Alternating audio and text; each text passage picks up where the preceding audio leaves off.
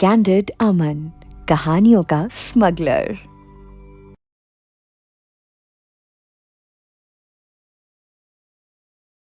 आज का एपिसोड शुरू करने से पहले एक बहुत ही इंपॉर्टेंट रिक्वेस्ट। अगर आपने अभी तक हमारे चैनल कैंडिड अमन को सब्सक्राइब नहीं किया है तो प्लीज जल्दी से सब्सक्राइब कर लीजिए और लाइक भी कीजिए, कमेंट भी कीजिए, अपने दोस्तों के साथ शेयर भी कीजिए, क्योंकि आपका ऐसा करना हमें बहुत मोटिवेट करता है।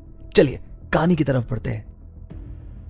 एसआर ने अपनी खतरनाक नजरों से मंडप में बैठी अभी और वेदिका को घूरा, जिसके बाद उसने राजेश जी से कहा, इतना आसान नहीं है एसआर के मुंह से उसका शिकार छीनना।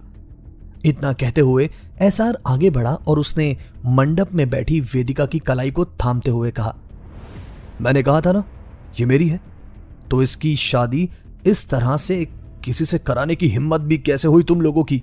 इतना कहते हुए एसआर ने वेदिका को उसकी कलाई से खींचते हुए उठाया तो वेदिका के हाथ अपना बैलेंस पाने के लिए एसआर के सीने से टिक गए। वेदिका ने फौरन अपनी नजरें झुकाई और एसआर से अलग होने की कोशिश की, लेकिन एसआर ने वेदिका को अभी भी कसकर थामा हुआ था।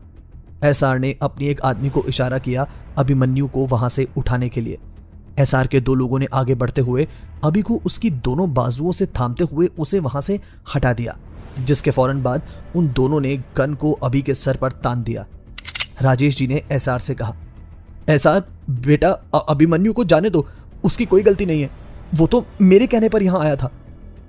एसआर ने सख्त लहजे में राजेश जी से कहा, पहली बात मैं कोई बेटा नहीं हूं, मेरी बहन के खूनी से मेरा सिर्फ इंतकाम का रिश्ता हो सकता है, उसके अलावा किसी तरह का नहीं। और दूसरी बात, अगर यह आपके कहने पर यहां आया है तो ये इसकी गलती है, अब इसने कोई हरकत की तो सबसे पहले इसी की जान जाएगी। एसआर ने वेदिका की कलाई को अभी भी थामा हुआ था, जिसके बाद एसआर मंडप में बैठ गया।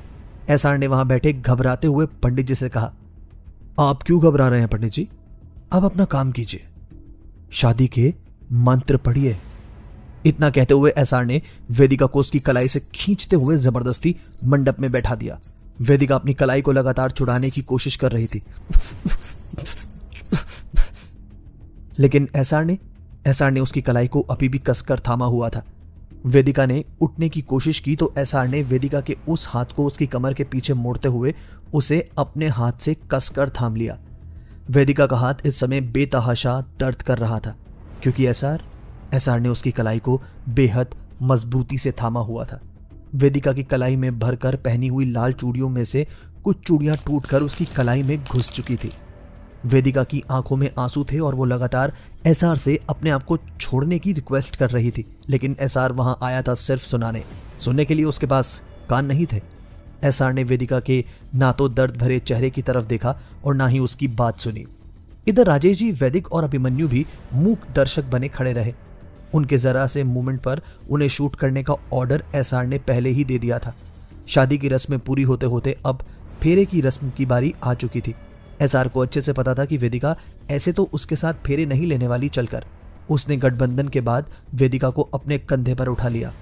वेदिका अपने हाथ से एसआर की पीठ पर लगातार वार कर रही थी, लेकिन एसआर के ऊपर तो उन हाथों की मार भी एक हल्की सी छुअन की तरह महसूस हो रही थी। वेदिका की कलाई से खून की बूंदें उन वार के साथ साथ एसआर के पहने हुए कपड़ों पर भी लग रही थी। वेदिका को अपनी पीठ पर लादे एसआर 7 फेरे ले रहा था। इधर वैदिक ये सब अपनी आंखों से देख रहा था और ये सब देखना उसके लिए मुश्किल हो रहा था। उसने अपने कदम आगे बढ़ाए ही थे कि तभी एक जोरदार गोली चलने की आवाज आई, जिसके फौरन बाद एसआर ने पलट कर देखा और अफसोस भरी आवाज में कहा, तेरा निशाना कभी जगह पर नहीं लगता, लेकिन वैदिक अगली बार ये निशाना उसकी नहीं मेरी गन से होगा, एंड माइंड इट, मेरा निशाना कभी नहीं चूकता। इस धमकी के साथ ही एसआर और वेदिका का आखिरी फेरा हो चुका था। एसआर ने वेदिका को अपने कंधे से नीचे उतारा तो रोने की वजह से उसकी आंखों के काजल ने अब तक उसके गालों को स्याही कर दिया था। उसके बाल बिखर चुके थे, उसकी आंखें और उसका चेहरा रोने से लाल हो चुका था। एसआर ने अपनी पॉकेट से रुमाल निकाला और वेदिका के चेहरे को अपने एक हाथ से कसकर थामते हुए उसकी आंखों से बहे काजल को साफ कर दिया, जिसके बाद उसकी नजर अपने हाथ का वेदिका के हाथ को थामने की वजह से लगे खून पर गई। एसआर समझ चुका था कि यह वेदिका का खून है जो तब से बह रहा था। एसआर ने वेदिका की कलाई को थामते हुए उसे अपने उस रुमाल से वेदिका के हाथ से बह रहे खून को रोकने के लिए उसकी कलाई पर बांध दिया। पंडित जी ने एसआर और वेदिका को मंडप में बैठने के लिए कहा तो एसआर ने पंडित जी से पूछा, अब भी क्या कोई रस्म बाकी है पंडित जी? आई गेस अब ये मिसेस वेदिका संकल्प रायचंद है। पंडित जी ने एसआर को जवाब दिया, सबसे महत्वपूर्ण रस्म तो अभी बाकी है, सिंदूर भरने की रस्म। एसआर ने जब पंडित जी की बात सुनी तो उसने वेदिका को एक बार फिर से जबरन शादी के मंडप में बैठाया और पंडित जी से कहा, ये आखिरी रस्म भी कर लेते हैं ताकि कोई गुंजाइश बाकी ना रहे। पंडित जी ने मंत्र पढ़ना एक बार फिर से शुरू किया और एसआर ने अपनी चुटकी में सिंदूर लेते हुए उसे वेदिका की मांग में भर दिया। वेदिका के चेहरे की रंगत के साथ साथ अब उसकी मांग भी लाल हो चुकी थी सिंदूर से, और इसके साथ ही वेदिका को एसआर ने जबरन अपना बना लिया था। वेदिका बन चुकी थी मिसेस वेदिका संकल्प रायचंद। एसआर अपनी जगह से खड़ा हुआ और उसने वेदिका के हाथ को थामते हुए कहा, आज से एसआर का बजाज फैमिली से रिश्ता कायम हो चुका है। जिसके बाद एसआर वेदिका के हाथ को थामे चलते हुए वैदिक के सामने आया और उससे कहा, आज से हम जीजा साले, अब मैं तुझे बताता हूं कि एक अच्छा जीजा कैसे बनते हैं। इतना कहते हुए एसआर ने वेदिका की चोट लगी हुई कलाई पर अपनी पकड़ मजबूत की तो वेदिका की आह निकल गई। ये सब देखकर वैदिक और उसके डैड दोनों का खून खौल रहा था। इधर अभी ने इस सब को देखकर अपनी आंखें फेर ली। जब उसने मौका पाते ही अपनी साइड में खड़े एसआर के गार्ड को उसके हाथ से गन छीनते हुए एसआर के ऊपर तानते हुए कहा, मैं अभी के अभी ये रिश्ता खत्म कर देता हूं, वेदिका को आजाद कर देता हूं। इतना कहते हुए अभी ने उस गन से शूट किया ही था कि उसका वो शॉट मिस हो गया, लेकिन ठीक उसी वक्त एक और गोली चली जिसने अभिमन्यु के सीने को चीर दिया। अभिमन्यु वहीं के वहीं ढेर हो चुका था। उसकी आंखें फैल चुकी थी और उसके सीने से लगातार खून बहना शुरू हो चुका था। एसआर ने अपने हाथ में ली हुई गन को नीचे करते हुए कहा, मैंने कहा था मेरा निशाना कभी नहीं चूकता। इधर वेदिका ने जब एसआर के हाथों शूट होने के बाद अभिमन्यु को इस तरह से निढाल पड़े देखा तो उसने अपने हाथ को एसआर से छुड़ाने की लाख कोशिश की, लेकिन एसआर ने उसकी कलाई नहीं छोड़ी। छोड़ो। ठीक इसी समय अभी के फोन पर एक कॉल आया। एसआर ने इशारा किया तो उसके आदमी ने वो कॉल उठाया। ये कॉल अभी के बड़े भाई अभिमान सिंह राठौड़ का था। इधर एसआर के आदमी का हेलो सुनते हुए अभिमान ने पूछा, हेलो, who's this? एसआर के आदमी ने अभिमान को बताया, गोली लगी है तुम्हारे भाई को, आ जाओ और उसकी लाश ले जाओ। इतना कहते हुए एसआर के आदमी ने फोन काट दिया। दूर बैठे अभिमान को भरोसा नहीं हो रहा था जो उसने अभी अभी कॉल पर सुना था। इसके बाद अभिमान के लगातार आते कॉल से परेशान होते हुए एसआर के उस आदमी ने फोन को साइलेंट कर दिया। वेदिका लगातार अभी अभी चिल्लाए जा रही थी जब एसआर ने अपने गार्ड से कहा, कॉल एम्बुलेंस और इसे हॉस्पिटल छोड़कर आओ। गार्ड ने हाँ में सिर हिलाया और फौरन एम्बुलेंस के लिए कॉल किया। इधर एसआर ने अपने एक आदमी से कहा, जाओ और ऊपर से वैदिश को लेकर आओ। वैदिक ने एसआर से रिक्वेस्ट करते हुए कहा, प्लीज मुझसे मेरे वैदिश को दूर मत करो, प्लीज एसआर, मैं उसके बिना नहीं रह सकता हूं, वही मेरे जीने की आखिरी उम्मीद है, प्लीज, मेरी युक्ति की आखिरी निशानी है वो। अपनी बहन युक्ति का नाम जैसे ही एसआर ने वैदिक की जुबान से सुना तो उसने फौरन ही गुस्से में गन को वैदिक के माथे पर रख दिया।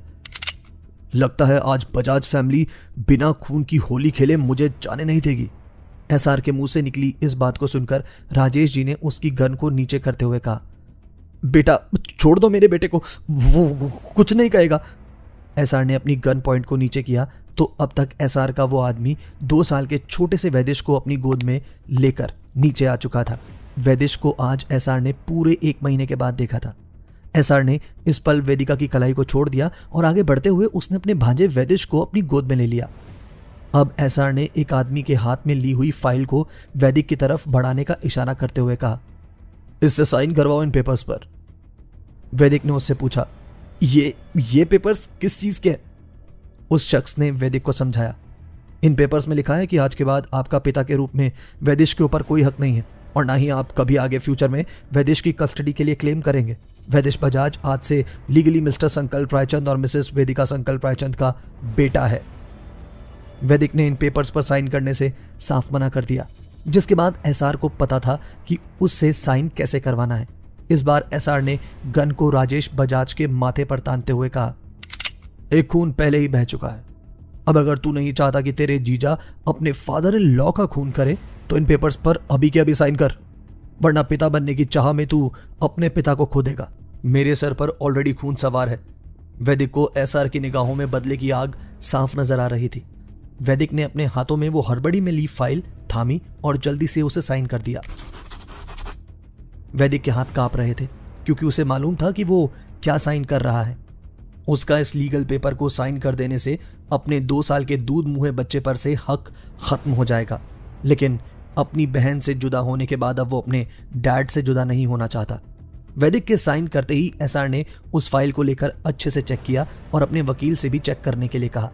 वकील के ओके करने पर अब एसआर शांत हुआ था।